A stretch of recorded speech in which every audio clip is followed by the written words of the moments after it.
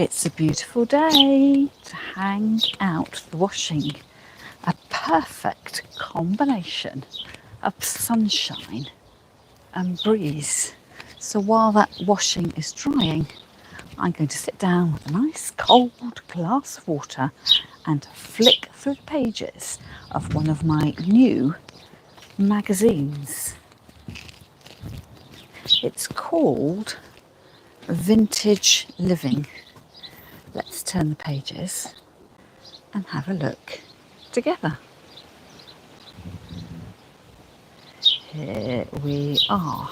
Now, if you're a member of my Facebook group, which is called FlowerStart World and is free to join, you'll know that I posted a picture of this magazine a few days ago, perhaps even a week ago now.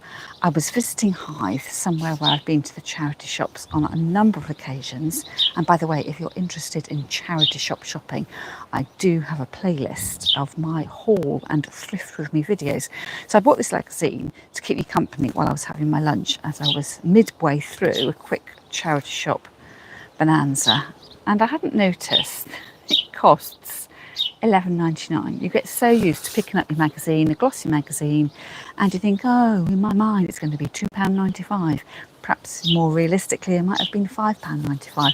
I didn't realise. I think this is one of those magazines which is a seasonal magazine. So Country Living do it. I think they started with the Christmas ones and they've now gone through seasonally. So I was quite shocked to see how much it cost, but I think probably there's quite a lot in this magazine, and I thought perhaps to save you some money you could sit with me as I turn through the pages and see what catches your eye. So of course, genuine Constant Spry vases from the Fulham Pottery immediately caught my eye. And turning over the page, we got the blue and white, absolute classic. Now, I did have a blue and white saucer wreath, and I've made it on an artificial Christmas door wreath. And during my latest decluttering, I have passed on the Christmas door wreath, and I've taken the plates off, and I got rid of the ones I didn't want anymore, and I bought loads of those stretchy plate hangers. So if you're interested in how I've made two wreaths now, one with multicoloured plates and one with blue and white. I will link that in the description. So it's those ones with the sort of claws on them, and then there's a piece of elastic under here, and you stretch them. Well, actually you attach the claw to the plate and you stretch it right the way around the bulk of the wreath, and you come back on the other side and attach it. I found that my plates were a bit small, and when I looked at saucers they seemed a bit big, so I decided in the end to get rid of the saucers and plates I didn't really like, and now I've got just a collection of stacked blue plates, or blue saucers, trinket bowls really, on my kitchen windowsill. But always attracted to blue and white because it is a classic. So what catches your eye? First of all, do you recognise this lady? Probably not, I'm guessing. But when I tell you who she is, Nikki Tibbles, the founder of Wild at Heart, you will know that Wild at Heart is a famous florist in London. So I was quite interested. Always nice to see a fellow florist in print. So a lame headline, Flower Power. So she takes you through Nikki Tibble's Sussex home, where she blends decorative antiques with 20th century design to create a chic, flower-filled home. So I thought this is quite interesting to have a look. She talks about how she bought these, I guess you call them crocks. What time of the year was this filmed? Well, that looks like lots of photographed cherry blossom to me. And there she is, barefoot in jeans with her toenails painted black, I think. And she's lived in this house for 40 years. Absolutely gorgeous. I think it's Sussex, near Petworth. Now, Petworth is one of the places I've got on my wish list. When I grew up, I lived in a small village. Well, it was a big village, a small town, but probably a big village that was just inland from the now very trendy Worthing. But when I lived there, Worthing was just full of old people. and Petworth was quite close by, but there's Petworth House. Now there's also the Arding Light Antiques, there's Parham House as well. Arundel isn't too far away. I'm thinking I could definitely make a weekend of it. Now I am redecorating at the moment, painted my white walls in my front room, and I'm eyes attracted to the blue and white upholstery there. Now did I tell you this last time? I'd spotted a lovely blue and white striped feather-filled armchair and footstool in the vintage market in town, which would have been the first Sunday of the month in June. I then spotted exactly the same chair at a country house car boot I went to. I may have told you that it was sold under my nose. And now, of course, I can't find anything for the same price. It was £150. I've just seen a very similar shaped chair in a charity shop with winged, a winged armchair, so you can rest your nodding head to the side, and a footstool, and that was £60. But I'd have to get it reupholstered, and I'd never get that done for the what's 150 minus 60 for £90. Probably cost me £90 in fabric. So again, you can't go wrong with blue and white. Just keep adding. And as I look now, I'm thinking, is this a piece of Wedgwood, that jug there? And there's blue glassware, some modern pieces, and a blue lamp there, and a sort of trophy style vase. So Nikki Tibbles, she paints every room in a house a different colour, but she says what she does is she paints the ceiling, the coving, the walls, the window trims and the skirting boards all in the same colour. It'd be interesting to know whether that's all in the same colour in the same paint. Is it all matte? Is it all silk? Is it all silk vinyl or whatever? Because when I painted my front room white and I painted my MDF panelling in white emulsion, I was going to do it in duck egg white. I'm discovering already that you can't wipe the emulsion down. So when we had our new radiator fitted that got loads of brick dust on the little grooves of my panelling, I sort of brushed off the duster and I hoovered it up, but there's still a hint of orange dust behind. So I'm thinking now, next time I'm painting, I am definitely going to paint them in eggshell. I love these style of paintings. Look very sort of amateurish, but I don't think you could pull it off. And look, you can tell she's a florist. I can't remember the names of these orchids. What are they called? Dendrobium orchid is the very dainty white one. It's like is that when you go to Singapore or Malaysia, you quite often see people being given them on the plane. And then there's the Cymbidium, which is the flat one. But what is this much more pronounced 3D one? Very lime green. I cannot immediately remember. So let me know in the comments whether you know the answer to that. And look, can you see? It's quite interesting because the article talks about Nikki Tibble's love of Constant Spry mantle vases. But let's see, above right, there's the picture above right, but the blurb says, Nikki is a great admirer of Constant Spry and over the years has amassed a large collection of the iconic vases from that the Society of Florists designed for Fulham pottery. Now, I am pretty sure, and correct me if I'm wrong, but I think that's a Silvac, and I think it's a Dartmouth pottery. So not all windowsill vases are Constant Spry, but to those who aren't in the know, I guess it's, we could talk about Constant Spry style when there's loads of florists that do these loose and open arrangements. Quite a nice pedestal, bottom right, grouped with the decanter and the glassware there. And then her bedrooms. I don't like this room. Perhaps I just don't like lilac. I think the purple looks very dated, doesn't it? Very 1972. And then she's got, I don't get flamingos either. Is this perhaps Alice in Wonderland reference? But here is a whole feature on Constant Spry's mantle vases. So designed in the 1930s for Fulham pottery, the elegant Spry vase is perfectly sculpted for the task of flower arranging, but is stunning as a stand-alone piece. It would be amazing, wouldn't it, to find one. Now, do you remember last summer I went to the Isle of Wight and we went to Shanklin one day, and again I'm pretty sure I posted a picture of a vase. I don't know whether it's a Fulham pottery one, but it was one of these vases that had like 3 layers to it. So it's like a mantle vase, but it had these inserts so you could raise your flowers up, a bit like a tulipier, but it wasn't one.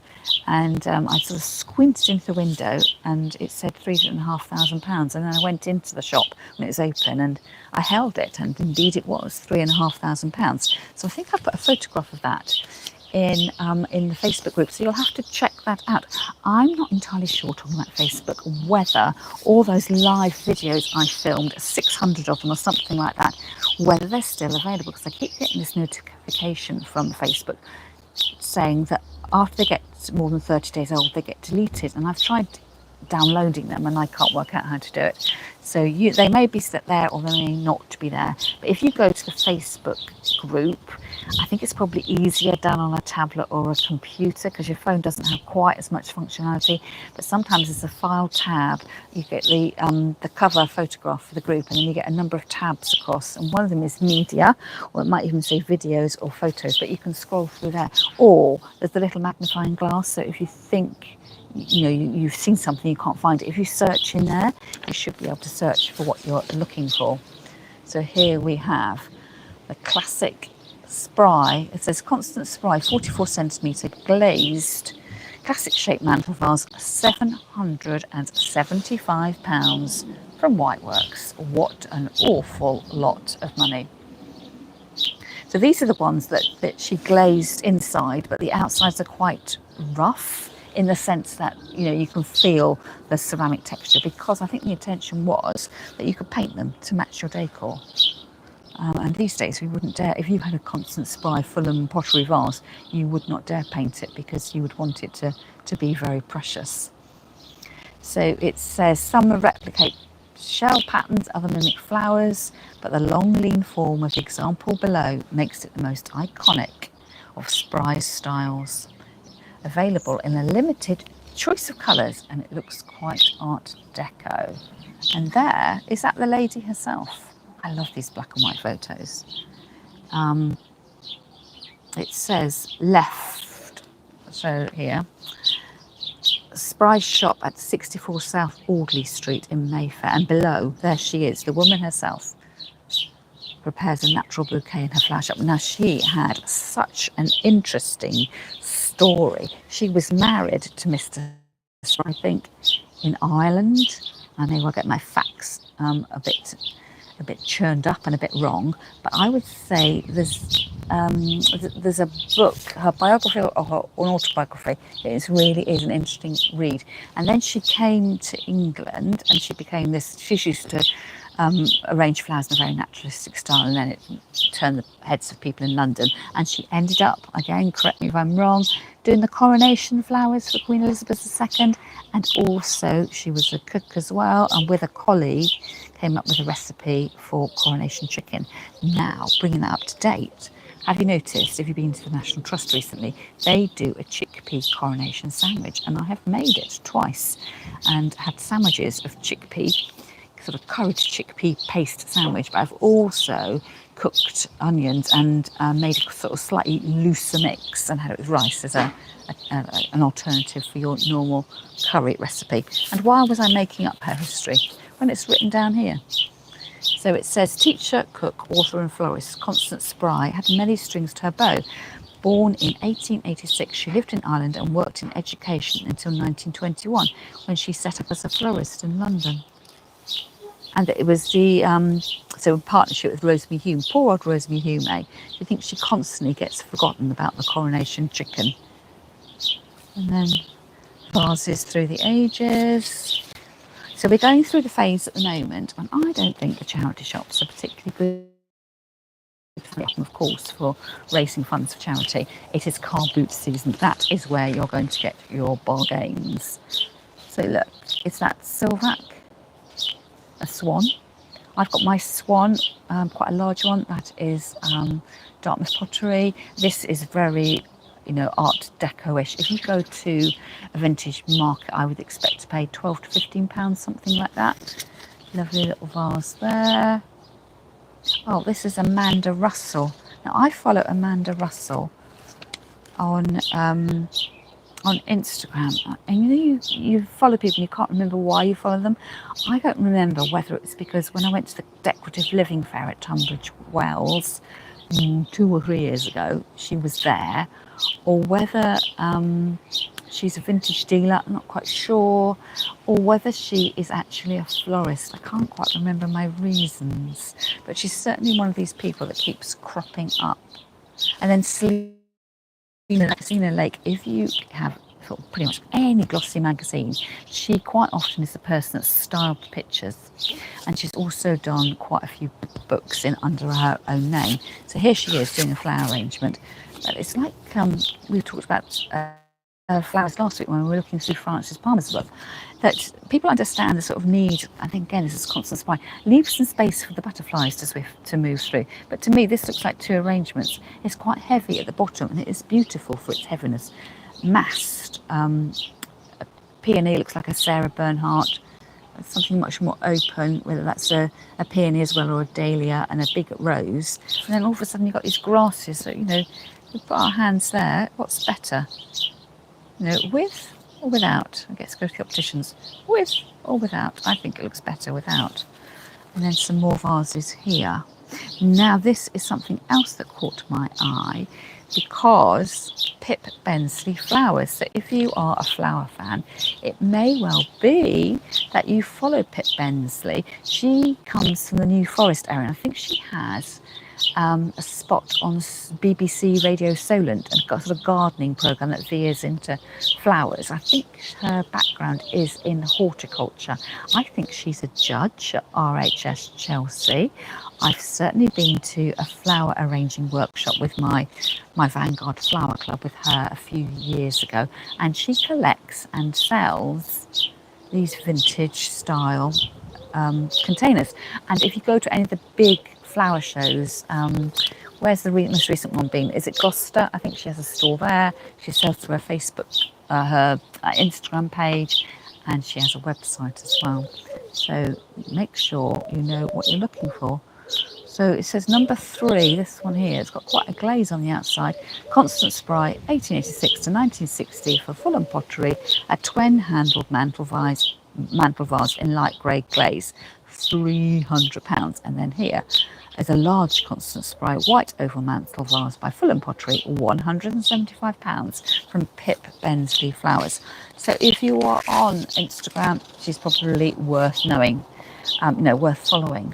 Now isn't this lovely? I don't think I want to live here, but I'd like to visit. This house is in Rye, which is in East Sussex. It's somewhere I've been a few times for my birthday. Sometimes we like to go away for my birthday in April. I keep sort of thinking, I wonder if I've ever walked past this house. But of course, it's the inside of the house. I don't know what the outside looks like. But next time I go to Rye, I shall have to peer into the windows to see whether I recognise anything. But look. So it's called, I should have said this magazine's by Homes and Antiques. I did have a subscription to Homes and Antiques for my birthday from one of my sisters, and I had to remind her when the magazine came for year 2, which I was very pleased about, that she hadn't cancelled the subscription.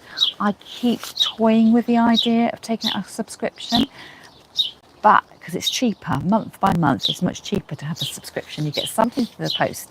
But sometimes I just like to pick a magazine off the shelf. You do the quick flick through.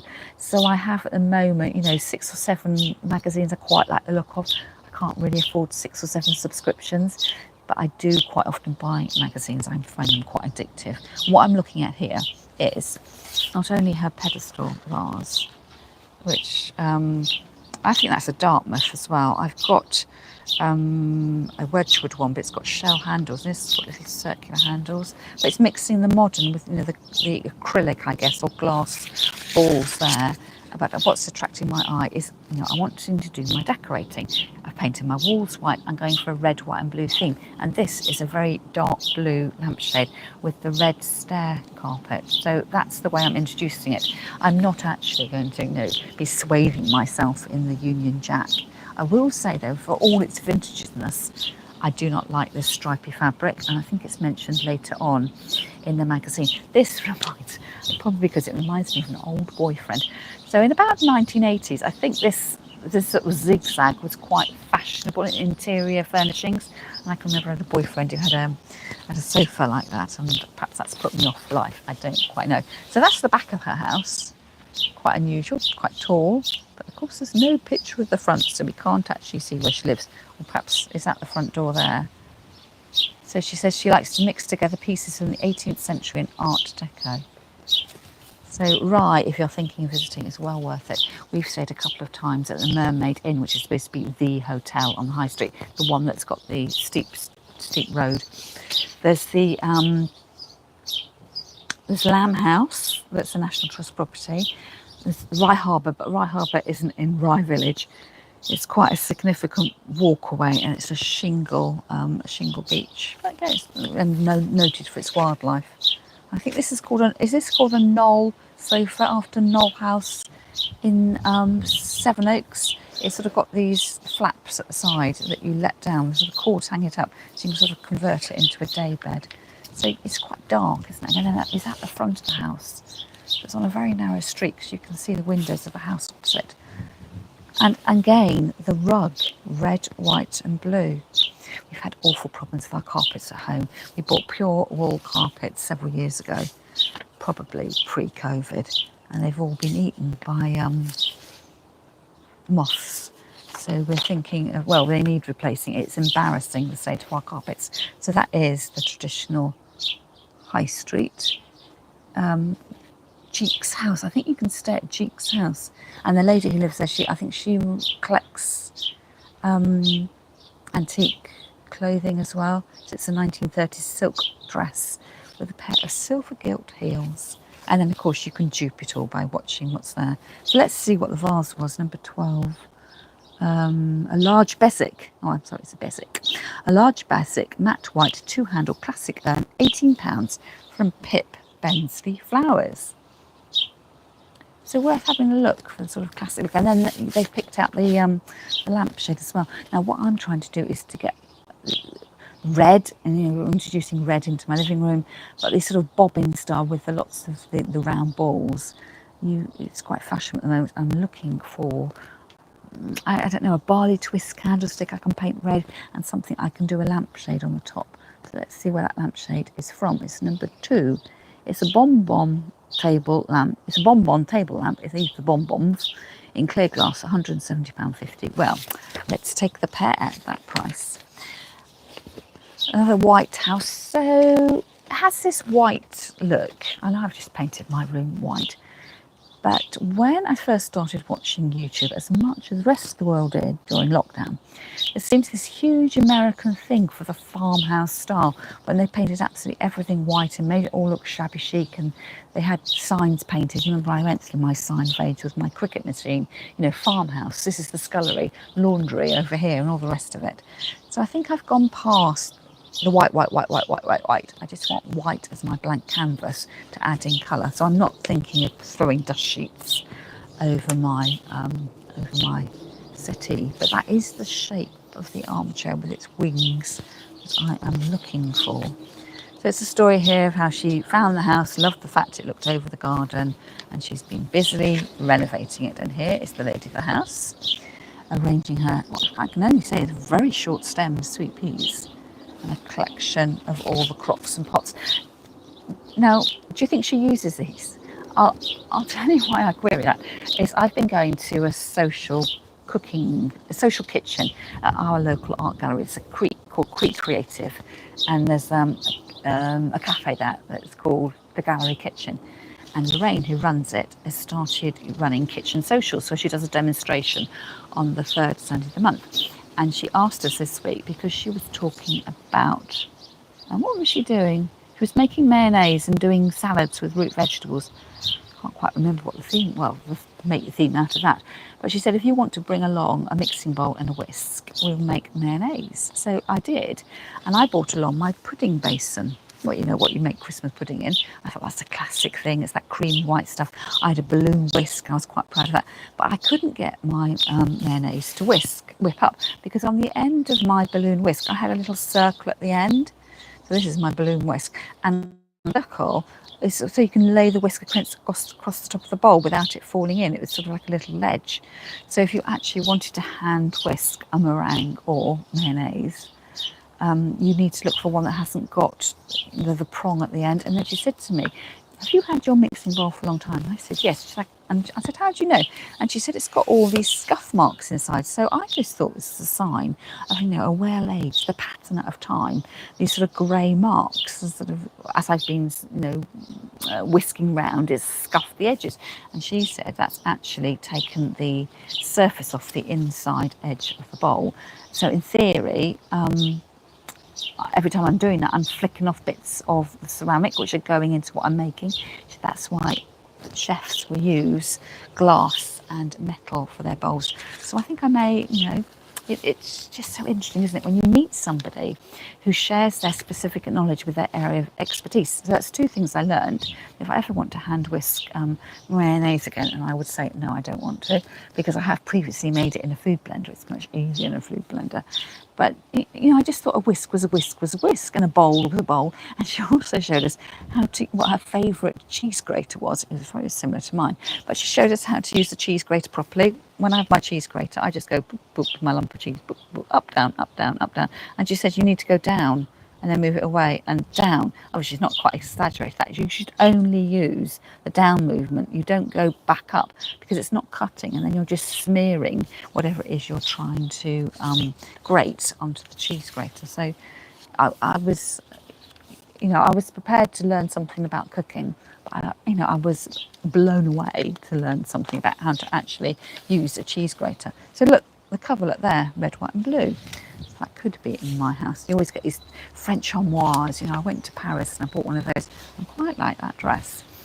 So I don't want to go blue and white, because just blue and white makes it look seasidey, and I don't live in Whitstable. And that's very sort of holiday cottage looking. So it's all about here, mixing the old with the new. And look, a champagne bucket shaped like an urn. It looks like Japanese maple there. There's these snowberries. And what white is that? I think that's a rose. Looks like a spray rose there. But just, imagine having wallpaper. Well, it'd be so lovely to have wallpaper.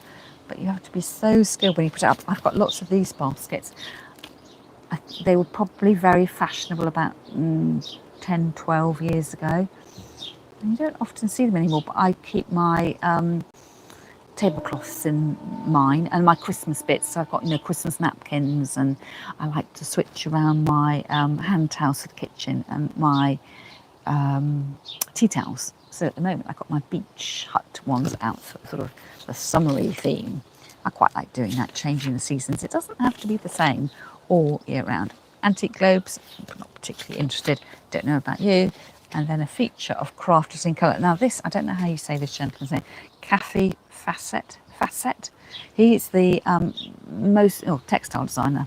Sport my own story here, but you'll probably recognise his work. It's always highly coloured, and he lives in this house with his husband, I believe it is, and his husband's mother and sister, I think, and I believe they live, yes, Hastings. So again, I've been to the charity shop in Hastings, so don't forget to check out the thrift haul playlist. I think actually, if you go to the description of this video, if you're watching on your phone, I don't look like this, horizontal or vertical. If you watch vertically, you'll see the title to the video, and then there's like a continue button, and then it'll open up another screen, and that's where you read more about the video.